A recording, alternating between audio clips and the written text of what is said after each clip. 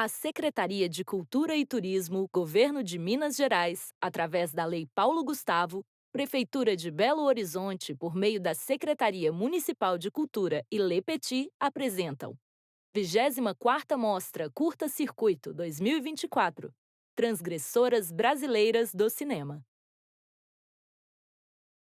O Segredo da Rosa. Direção: Vanja Orico. Rio de Janeiro, 1974, 80 minutos. O Segredo da Rosa. Interconectividade e contrastes para uma crítica social. Por Tatiana Carvalho Costa. Vanja Orico é uma mulher de biografia fascinante. Atriz, instrumentista, cantora, escritora e diretora. Ela iniciou a carreira nas telas dirigida por Fellini.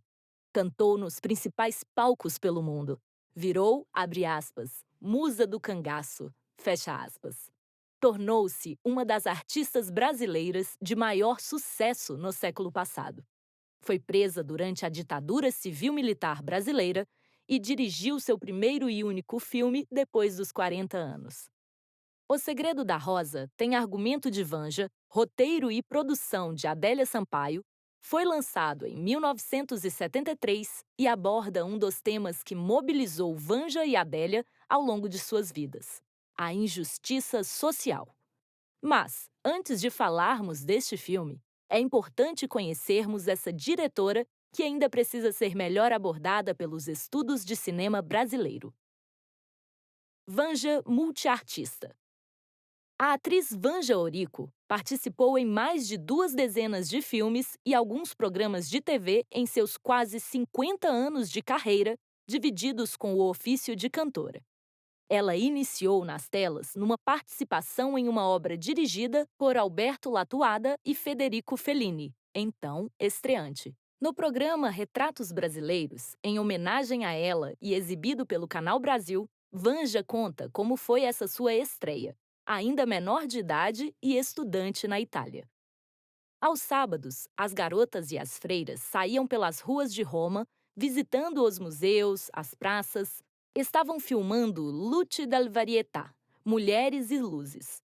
E eu me distanciei das freiras e das minhas colegas e fui contemplar, maravilhada, a Giulietta Massina com Peppino De Filippo, Carla Del Poggio e o comprido do Federico Fellini e um baixinho, o Alberto Latuada, que estavam filmando no estilo neorrealista, abre aspas, estilo pobre, fecha aspas. A história de artistas pobres de um teatro de variedades italiano. Fellini aproximou-se de mim, assim, e disse, abre aspas, Ei, ragazza, o que você está fazendo aqui? Fecha aspas. Eu disse, abre aspas, eu estou maravilhada, nunca vi uma filmagem na minha vida, fecha aspas. Ele, Fellini, se aproximou com o Latuada, abre aspas. Você gostaria de figurar neste filme no papel de uma cigana? Fecha aspas. E domingo eu fui, na lambreta do meu namorado italiano. Van já havia levado o violão e se ofereceu para cantar. Abre aspas. Eu sei que o senhor gosta muito de música e eu quero cantar para o senhor. Meu limão, meu limoeiro, meu pé de jacarandá. Uma vez tindolelê, outra vez tindolalá. E o Fellini, abre aspas, você vai ser a cigana Moema.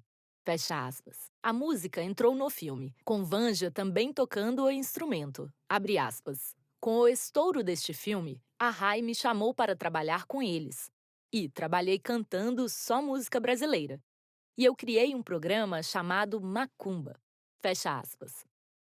Ela foi convidada para cantar no Teatro Municipal do Rio de Janeiro e foi informada que ela havia ficado famosa no Brasil. Naquele mesmo ano, ela fez um teste para participar em O Cangaceiro, dirigido por Lima Barreto.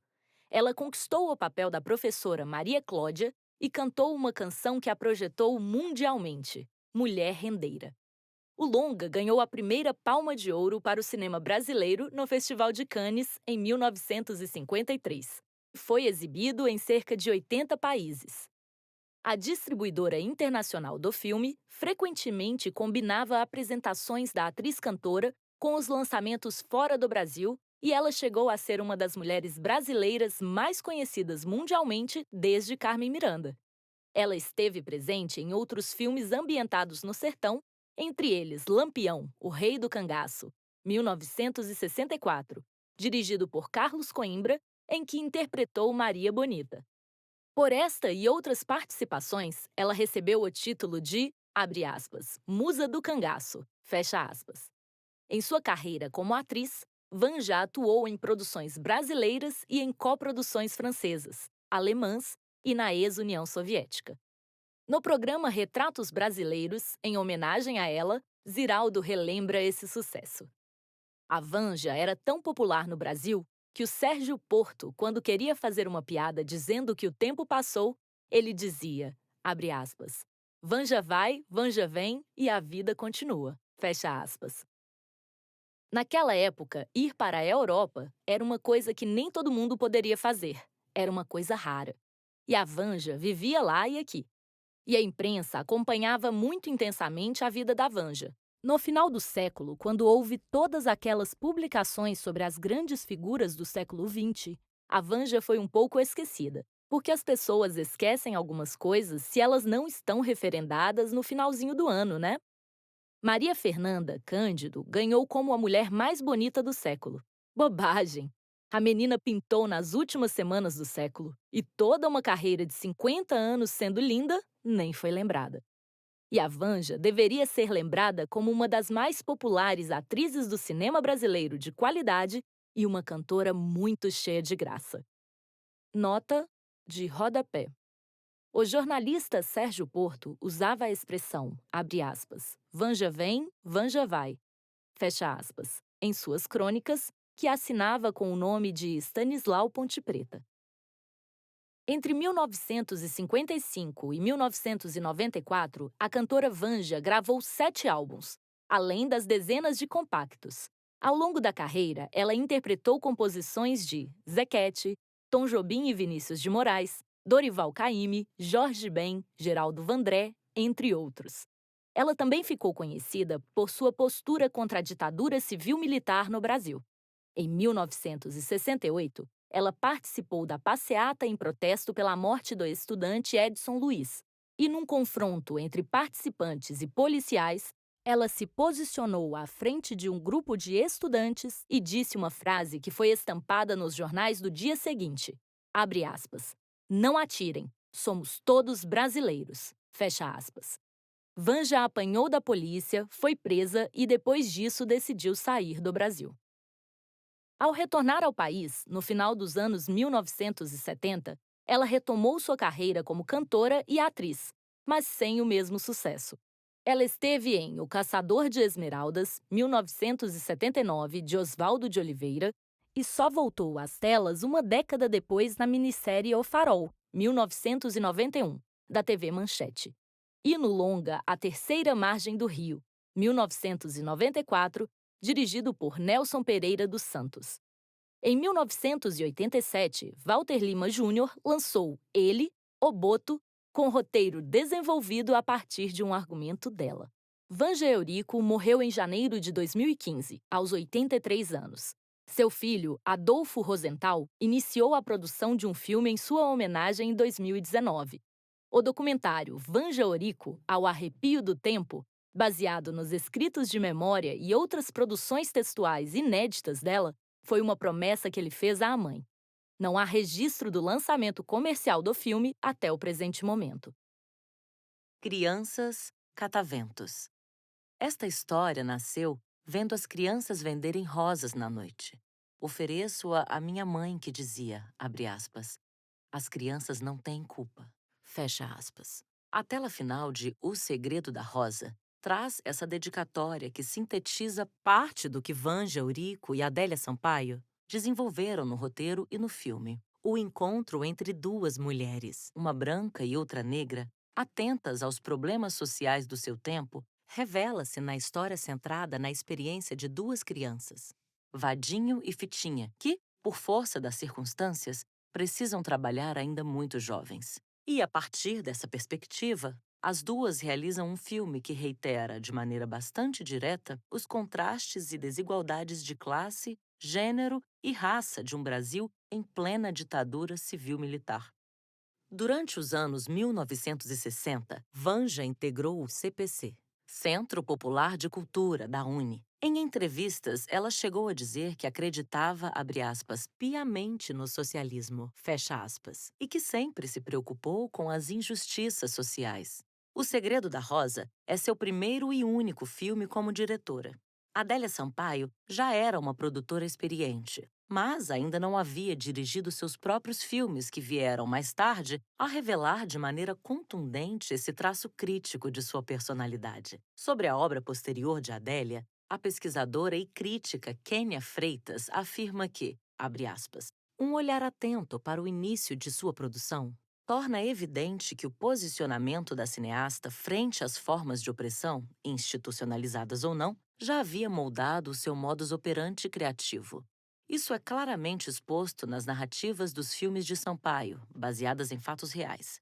Um casal de idosos que comete suicídio após ser despejado do apartamento que alugavam. Crianças que vão parar na delegacia após uma brincadeira mal interpretada e uma mulher que é incriminada sem provas pela morte de sua ex-amante. Parece-nos crucial notar também como, nesses primeiros filmes, Sampaio constrói formalmente imagens e sons interessadas em posicionar-se de forma incisiva contra uma brutalidade latente na estrutura do momento. No início da década de 1980, nos últimos respiros da ditadura instalada. Fecha aspas. A parceria entre as duas faz de O Segredo da Rosa um filme contundente. O longa se apresenta como um drama a partir da desigualdade de classes, flertando com a fábula e com uma abertura para uma breve sequência de ação.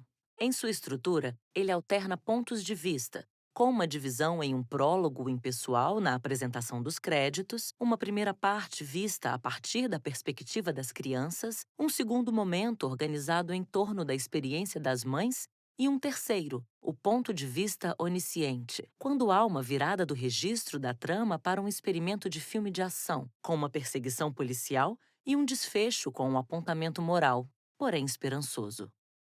Fitinha, Marisa Lopes e Vadinho, Adolfo Rosenthal, filho de Vanja, então com 9 anos de idade, são filhos de duas vizinhas, Maria José Ribeiro, e Severina, interpretada pela própria diretora. As duas famílias moram em Parada de Lucas, subúrbio do Rio de Janeiro. Maria José, uma mulher negra, faz serviços domésticos em casas de classe média, e Severina, uma mulher branca, é vendedora de flores em uma feira. A partir do contato das crianças com um homem rico, as duas mães começam a trabalhar em uma chácara que produz rosas e as crianças são contratadas para vendê-las. Entretanto, a produção e distribuição das flores acobertam uma operação de tráfico de cocaína e o aparentemente bondoso patrão, descoberto pela polícia, tem um fim trágico. O filme se inicia com a imagem de um brinquedo infantil, sobre a qual são vistos os créditos, e uma canção Acalanto, interpretada por Vanja. Vem, meu menino querido, o seu sono partido, o meu colo encontrou. Abre aspas. É dezembro, mês de férias. Fecha aspas. A música, como uma canção de ninar, evoca a pureza infantil reforçada no início dessa primeira parte, em que acompanhamos a história do ponto de vista das duas crianças protagonistas. Um catavento se apresenta como primeira imagem depois desse prólogo, e essa presença é reforçada por Fitinha, que o nota e o nomeia. Crianças brincam contentes nas ruas e becos de terra batida, entre as casas pobres da vila. Somos apresentados também a cumplicidade entre Vadinho, um menino branco de cabelos loiros, e Fitinha, uma menina negra. Em uma das brincadeiras com outras crianças, ele se desentende com outros meninos defendendo a amiga. Abre aspas. Você sabe que ela é menina. Fecha aspas. As hierarquias de raça e gênero são reiteradas ao longo do filme, apesar do pertencimento de classe os aproximar. A atmosfera de pureza das crianças logo é quebrada quando as duas saem de sua vizinhança para a densidade urbana do centro do Rio de Janeiro. Abre aspas. Vadinho, tome conta da fitinha direitinho e vê se você vende tudo isso. Fecha aspas, diz a mãe da menina, entregando uma caixa de balas para o garoto. A naturalidade com que as pessoas adultas se relacionam com a duplinha e a desenvoltura de Vadinho em anunciar os produtos no meio da praça indiciam a normalização daquela condição de trabalho infantil. E este é um dos principais focos da crítica social do longa. O ponto de vista das crianças, neste início da estrutura, reforça a situação de vítima das circunstâncias que o filme quer reiterar. A mãe, que voltaria para buscá-las ao final do turno de trabalho, não consegue chegar a tempo e a dupla acaba dormindo na rua, ajudada por outra criança. Personagem sem nome, que nos créditos é apontada como um menino de rua, interpretado por Luiz Carlos de Souza. No dia seguinte, uma quarta criança aparece, Paulinho Renato Ascioli, no carro de luxo de um homem, identificado inicialmente como seu pai, Jacques Quester. Paulinho compartilha um brinquedo caro com a dupla e todos se divertem. Num ato de aparente bondade, Jacques providencia o reencontro de Fitinha e Vadinho com suas mães e as oferece emprego em sua chácara e na venda das flores que produz. Um oportunismo explorador é logo revelado. Jacques é um traficante e as rosas vendidas pelas crianças são um disfarce para a distribuição de cocaína. Apesar dessa rigidez moral, há uma tentativa de construção com alguma complexidade. A apresentação e caracterização das personagens fundamentam-se em estereótipos bastante marcados, mas que se apresenta num conjunto que aponta para uma crítica da condição e dos contrastes sociais brasileiros. A mulher negra e pobre que é empregada doméstica e casada com o sambista, abre aspas, malandro, fecha aspas. A mulher branca, pobre, viúva, que herdou a banca do marido, sabe se, abre aspas, vestir bem, fecha aspas, e se interessa por um traficante branco, abre aspas, bonitão, fecha aspas. A garotinha negra indefesa que é hipersexualizada por homens mais velhos. O garoto branco sagaz que recebe a missão de proteger a amiguinha. O traficante branco, abre aspas, chefe, fecha aspas, manipulador que vive em uma mansão e acredita conseguir escapar da polícia. Mesmo personagens aparentemente sem relevância são apresentados com linhas de fuga para esta crítica social. Em meio ao movimento no centro da cidade, onde as crianças trabalham, há um furto. Antes de cometer o crime, o assaltante é apresentado em frente a uma banca de jornal. O homem é visto de costas. À sua frente, um jornal com a manchete, abre aspas, morreu fugindo ao linchamento, fecha aspas. A fatalidade no contraste social, a dura realidade social da qual não se pode escapar, se sobrepõe e dá sentido à ação individual. A fatalidade no contraste social também é apresentada por meio dos ambientes, na paisagem urbana. A periferia sem asfalto e com um aglomerado desordenado de casas. O centro urbano hiperpovoado e movimentado, onde coexistem ladrões e senhoras indefesas. Abre aspas, meninos de rua, fecha aspas, amadurecidos rapidamente. E comerciantes que falam idiomas estrangeiros. As festas de elite com homens brancos engravatados e a sociabilidade da periferia com samba e capoeira. Os jardins amplos e bem cuidados da casa do traficante milionário. Uma procissão católica e um culto afro-brasileiro. Crianças que trabalham e crianças que brincam. Como pano de fundo, marcando um momento histórico e realçando os contrastes, desfiles de soldados e freiras, anúncios de projetos do governo militar, como o Mobral, e uma trilha diegética ocasional com uma banda marcial. O arco moral do filme apresenta destinos fatais para consumidores e traficantes de cocaína, mas indica uma redenção para as mulheres e crianças. Maria José, a mulher negra e pobre, consola a amiga branca, também pobre e também mulher. Vadinho ampara a mãe. Fitinha brinca com um catavento. Raça, classe e gênero se interconectam, ainda que a hierarquia racial tenha se desenhado em todo o filme e seja reforçada neste final. Abre aspas. Vamos começar de novo, fecha aspas, afirma Maria José, olhando para um futuro incerto. A esperança. Abre aspas. Hoje em dia, é legal falar em interseccionalidade, da sobreposição entre sistemas como o racismo, o machismo e o elitismo de classe. No entanto, a interconectividade é uma forma mais essencial de disposição dos discursos, pois nos lembra constantemente de que não temos como modificar um aspecto do sistema sem modificar o todo. Hooks, Bell, 2019, página 22.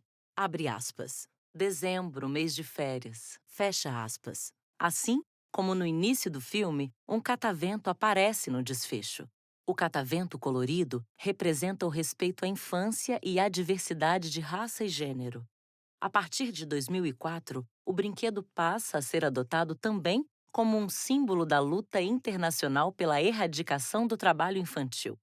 De acordo com os dados da Organização Internacional do Trabalho, OIT, a cada 100 crianças no mundo, 20 começam a trabalhar antes dos 15 anos de idade. E, segundo o estudo realizado pela Unicef, Fundo das Nações Unidas pela Infância, em 2023 havia cerca de 168 milhões de crianças vítimas de trabalho infantil em todo o mundo. Patrocínio MGS. Realização: Le Petit e Secretaria de Cultura e Turismo. Governo de Minas Gerais através da Lei Paulo Gustavo. Incentivo: Lei Municipal de Incentivo à Cultura de Belo Horizonte.